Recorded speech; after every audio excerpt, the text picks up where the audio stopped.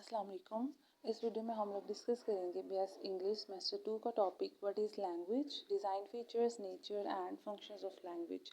सबसे पहले लैंग्वेज की बात कर लेते हैं। Language is a system of communication, यानी लैंग्वेज के थ्रू हम लोग कम्युनिकेट करते हैं, एक दूसरे से अपने थॉट्स, अपने आइडियाज़ शेयर करते हैं और लैंग्वेज जो है लोगों को कनेक्ट रखती है।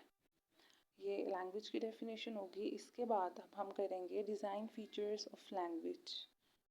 फर्स्ट फीचर है आर्बिट्रेरीनेस। इसका मतलब है लैंग्वेज इज़ आर्बिट्रेरी यानी रैंडम, यानी जो लैंग्वेज है और जिस चीज़ को वो रिप्रेजेंट करती है उसके पीछे कोई भी लॉजिकल रीज़न नहीं है, कोई भी इनहेरिट लिंक या नेचुरल कनेक्शन नहीं है। जस्ट रैंडमली ही उसका नाम रख दिया गया, यानी चेयर जिस चीज़ को रिप्रेजेंट करती है उसके पीछे कोई भी लॉजिक नहीं है, जस्ट ये एक उसका नाम रख दिया गया। नेक्स्ट फीचर है क्रिएटिविटी। इसका मतलब है कि हम लोग लैंग्वेज में न्यू वर्ड्स, न्यू सेंटेंसेस या न्यू मीनिंग्स को ऐड कर सकते हैं। ऐसा नहीं है कि जो लैंग्वेज बन गई बट उसमें कोई क्रिएटिविटी नहीं की जा सकती है, उसी पे स्टिक रहना है।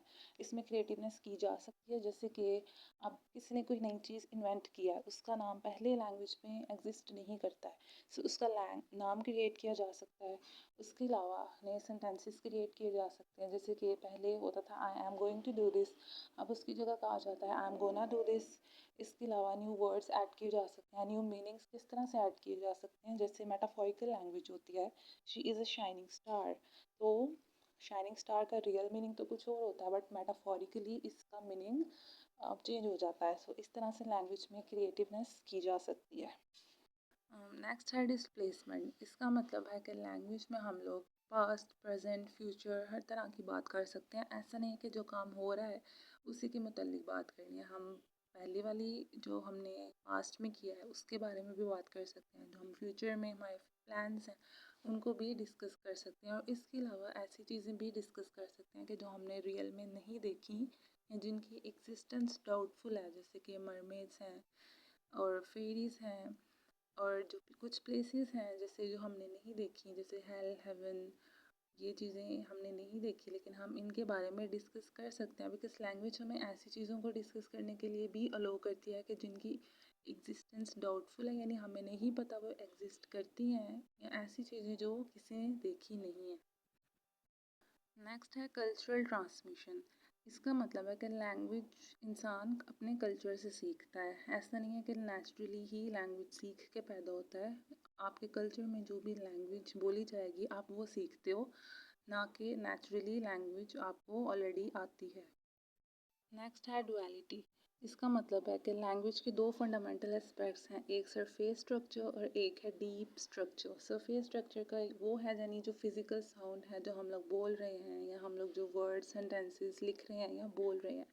और डीप स्ट्रक्चर में आ जाता है कि उनका मीनिंग क्या है, उनका आपस में क्या रिलेशनशिप है, और वो किस कॉन्टेक्स्ट में क्या मीनिंग कन्वे कर रहे हैं। यानी सरफेस में हम लोग सिर्फ फिज़िकल साउंड देखते हैं कि साउंड किस तरह की है, और डीप में हम देखते हैं कि उसका मीनिंग क्या है। अब हम लोग डिस्कस करेंगे नेचर ऑफ लैंग्वेज। इसमें आ जाता है लैंग्वेज की प्रॉपर्टीज़ और लैंग्वेज की क्वालिटीज़। सबसे पहला है सिंबॉलिक।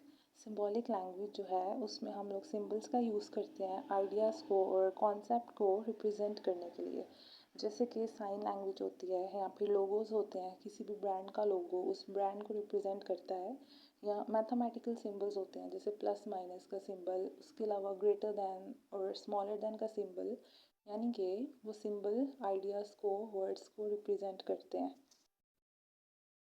नेक्स्ट है रूल गवर्नड।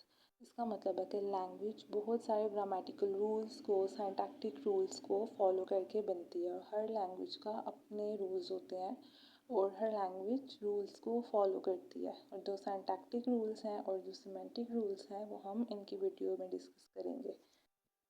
नेक्स्ट है डायनामिक।